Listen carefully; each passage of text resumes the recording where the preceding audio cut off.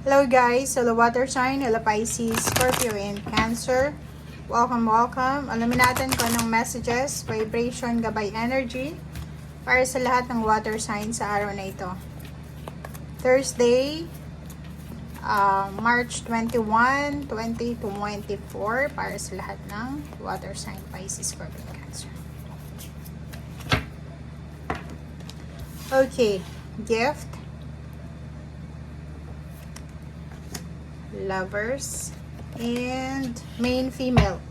Okay guys, so sa araw na ito, Pisces, Scorpio, and Cancer, posibleng ikaw ay makatanggap ng regalo, pera.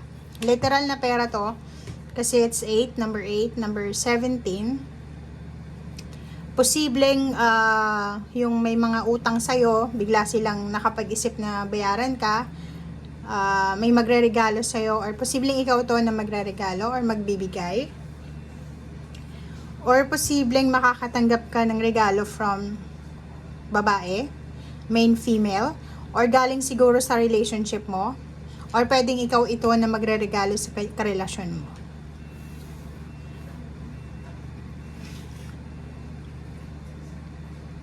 If single ka naman, posibleng sa araw na ito,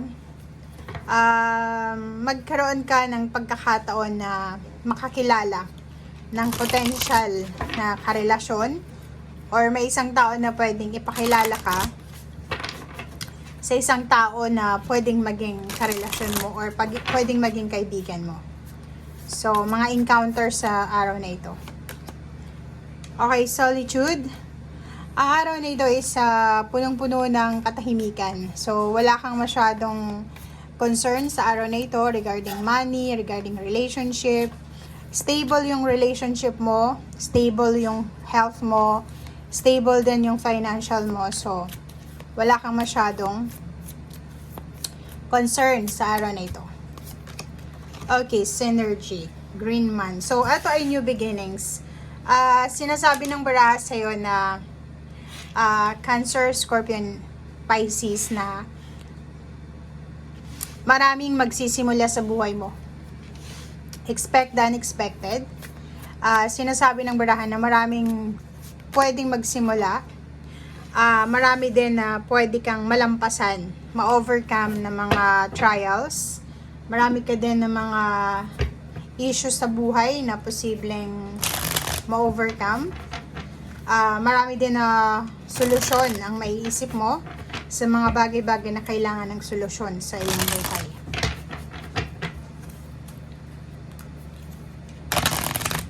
Nakikita natin dito may mga water sign na nagpaplano na magbakasyon, magpahinga, mag-spend time sa nature, mag-spend time sa family.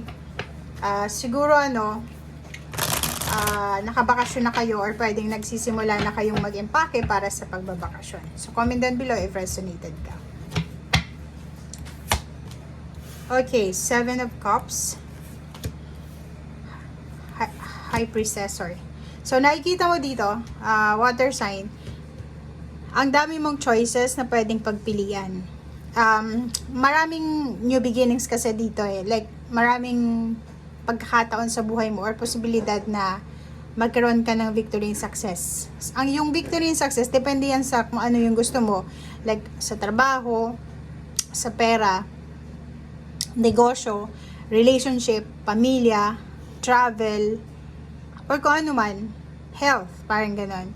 And sinasabi ng baraha sa'yo na, kasi itong green man na to, is parang ang dami-dami mong mga bagong inspiration, bagong ideas, kung paano ka kikita ng pera, kung paano mo may improve yung relationship mo.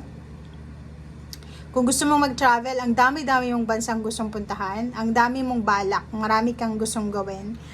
Dito sa barahang to, sumunod ka daw sa sinasabi ng intuition mo para hindi ka masyadong maguluhan, makonfuse, or hindi ka masyadong mabalisa.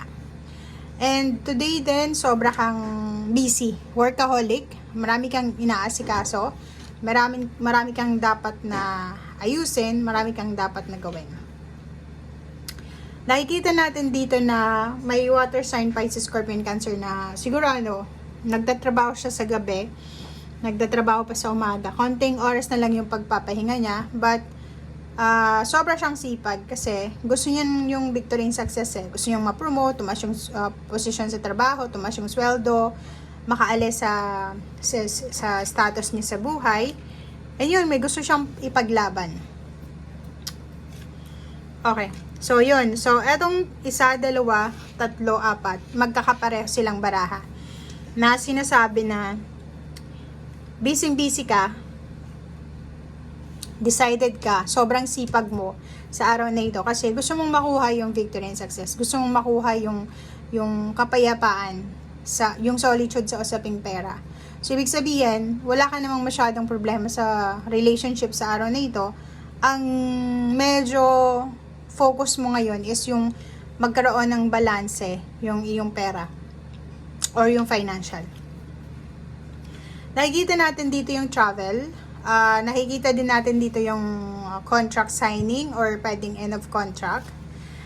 Nakikita din natin dito yung from in a relationship lang like girlfriend, boyfriend, biglang magpapakasal, bigla silang makakapag-isip na magpakasal. Nakikita natin dito na may mga relationship na parang pakiramdam nyo hindi na mag-work pero biglang nagkaroon ng chance na mag-work ulit, nag-level up and mas naging maganda. Nakikita din natin dito na may mga iba sa inyo dyan, water sign, Pisces, Scorpio, Cancer, na maganda yung takbo ng relationship mo pero may mga tao sa paligid mo na gusto nilang sirain yung relationship na meron ka. Or for example, maganda yung trabaho mo, may mga tao sa paligid mo na gustong gayahin ka, gusto kang sirain, o gusto kang i-replace nila, yung parang i-copy ka nila. Okay, mag-iingat kayo. Mag-iingat kayo kasi may iba sa inyo na maraming chances or maraming posibilidad na makapasok sa panibagong yugto ng financial success. Ang kaakibat nito, 'di ba, pag may success, may traitor. Or what I mean is, pag may tagumpay ka, maraming magkaka-interest sa'yo, maraming makikipagkaibigan, maraming makikisali sa success mo. So, yun lang.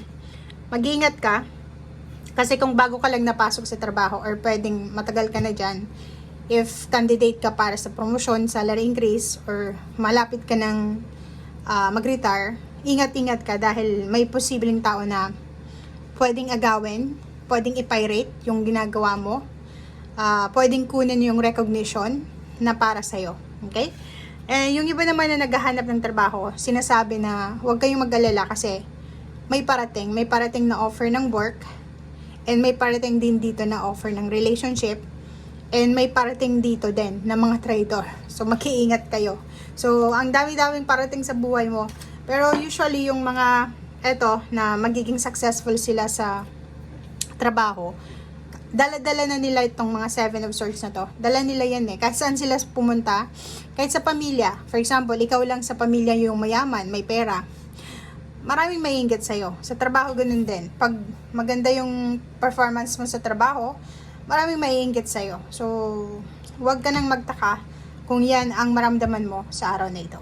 Okay? Thank you guys and see you again. Bye!